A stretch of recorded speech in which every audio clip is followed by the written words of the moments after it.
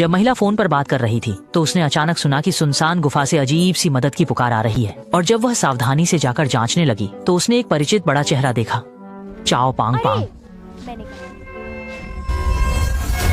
मुदाई ने यह देखा, फौरन एक पत्थर उठाया और तय किया कि जैसे ही काली परछाई फिर से दिखाई दे वह उस पर छुपकर हमला करेगी। लेकिन अगले ही पल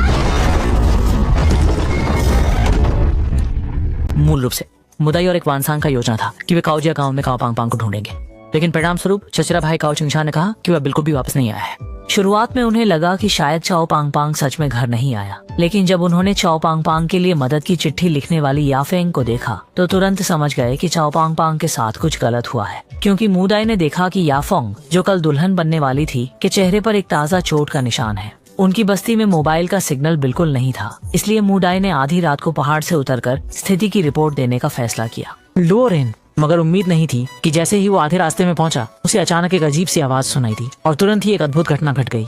और चाओ पांग पांग मुदाई को चेतावनी देना चाहता था कि वहाँ घात लगाई गई है, पर मुदाई समझ ही नहीं पाया कि वह क्या कह रहा है। जब तक उसने एक परछाई देखी तब तक उसने जल्दी से जमीन से पत्थर उठा लिया पलटवार के लिए, लेकिन उसे यह नहीं पता था कि सामने वाले ने एकदम से यंत्र चालू कर दिया जिससे वह सीधे ऊपर से गिर गया। फुगो अच्छा हुआ कि मुड़े की लाइट स्किल्स बहुत अच्छी थी, जिसकी वजह से वह हाथों से दीवार पर कुशनिंग को थोड़ा कम कर सकी। लेकिन भले ही गड्ढे के तले गिरने के बाद मुड़े को जान का खतरा नहीं था, लेकिन उसकी दोनों हाथों की उंगलियां जिन कोई भी नहीं, ये सुरक्षित हो। क्यों?